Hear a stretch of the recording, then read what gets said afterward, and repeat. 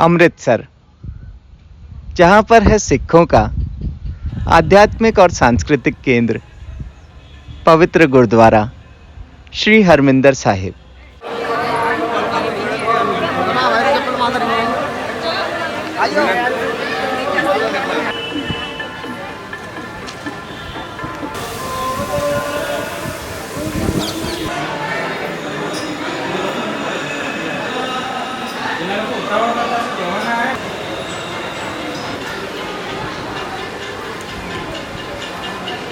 सिखों का ये प्रमुख धार्मिक स्थल भाईचारे और समानता का प्रतीक है।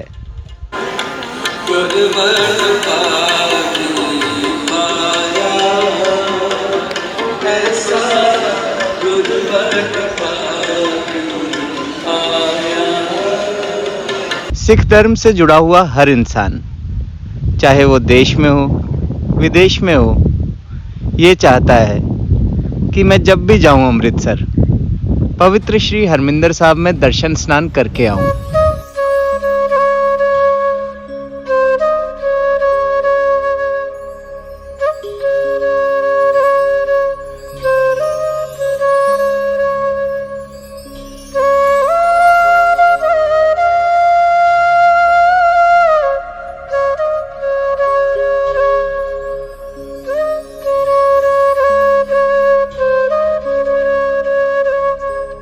श्री हरमिंदर साहिब का इतिहास 16वीं सेंचुरी से शुरू होता है, जब सिखों के चौथे आध्यात्मिक गुरु श्री रामदास जी ने अमृत सरोवर पर पवित्र कुंड की खुदाई का काम शुरू किया था, जिसके बीचों बीच है श्री हरमिंदर साहिब।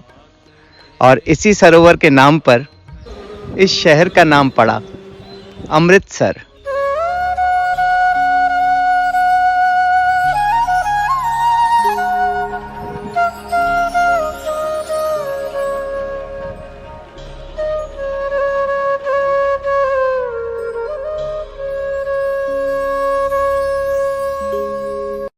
और यहाँ पर कंस्ट्रक्शन का काम 5वें गुरु श्री अर्जन देव जी की निगरानी में हुआ। सोने की चमक से चमकता हुआ दरबार ही वो जगह है जहाँ पर सिखों के आदि ग्रंथ यानी गुरु ग्रंथ साहिब को 16 अगस्त 1604 को यहाँ पर स्थापित किया गया।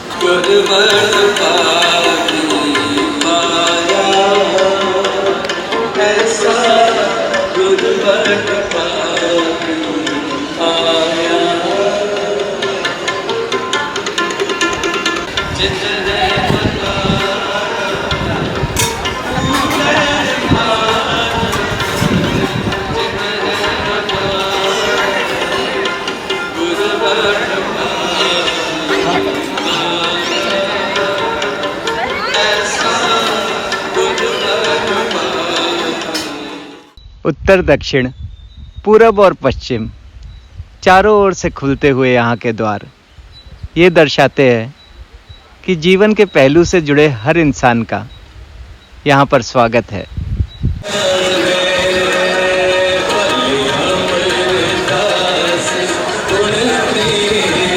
श्री हरमिंदर साहिब के नॉर्थ गेट के पास है एक ये सादी सी दिखने वाली इमारत।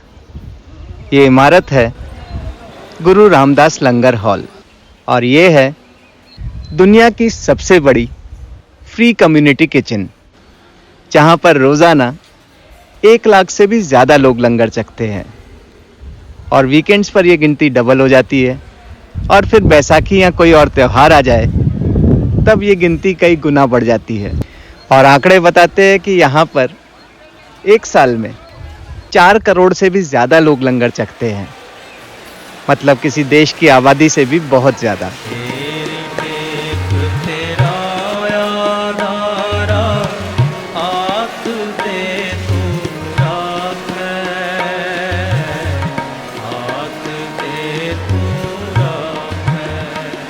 लंगर की प्रथा गुरु नानक देव जी द्वारा शुरू की गई थी, जब उनके पिता ने उन्हें एक बार 20 रुपए देकर मंडी भेजा था एक सच्चा सौदा करने के लिए।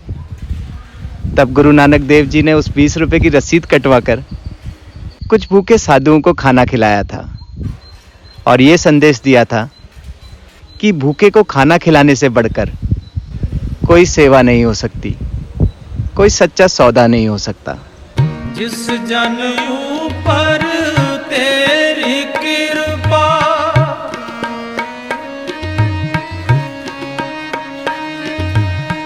जिस जन ऊपर तेरी कृपा, इसको विपुना को पाप है।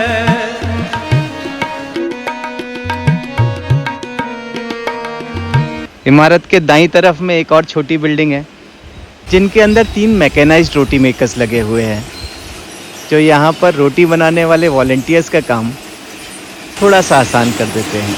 इसको विपुना को पाप है, इसको विपुना को पाप। यहाँ पर 1 घंटे में करीब 15,000 रोटियां बनकर तैयार होती है।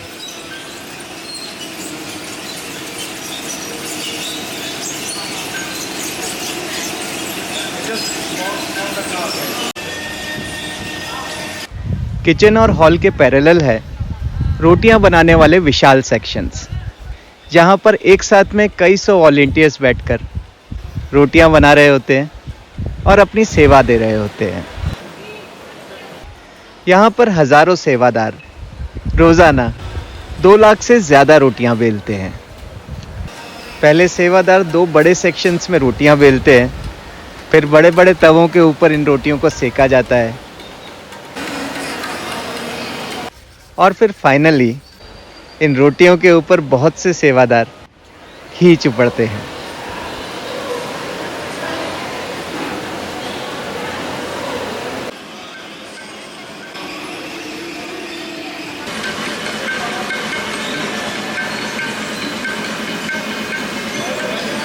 लंगर हॉल के पीछे एक और सेपरेट किचन है जिसके अंदर लगे हैं 3 बड़े कढ़ाई, जिनके अंदर लगातार दाल पकती रहती है और एक कढ़ाई के अंदर एक बार में करीब 400 किलो तक दाल बनती है। कुछ सेवादार लंगर हॉल की तरफ बढ़ते हुए लोगों को साफ प्लेटें और चम्मच पकड़ाते हैं। भोग लगाने के बाद यहाँ से रोटियाँ, दालें, सब्जी पहुँचती है लंगर हॉल की तरफ। और गुरुद्वारों की जो सबसे अच्छी बात मुझे लगती है कि यहाँ पर सभी लोग एक समान होते हैं, चाहे वो कितना भी बड़ा मिलियनेयर हो, चाहे वो इंसान जिसे एक वक्त की रोटी के लिए भी बहुत मेहनत करनी पड़ती है। ये सारे लोग एक ही लाइन में बैठते हैं क्योंकि ऊपर वाले की नज़र में सभी लोग समान हैं।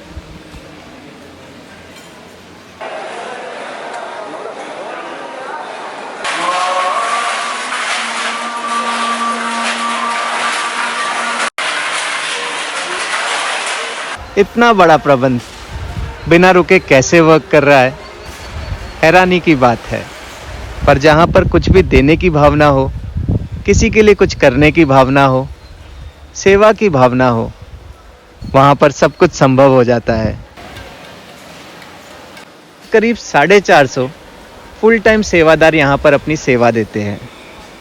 ऐसे ही एक सेवादार मुझे मिले, बाबा सिंह जी, जो करीब 40 सालों से यहाँ पर अपनी सेवा दे रहे हैं, जिन्होंने मुझे यहाँ पे किचन का सारा सेक्शन दिखाया, किस तरीके से किचन वर्क करती है ये दिखाई और बहुत सारी अच्छी जानकारी यहाँ की साझा की।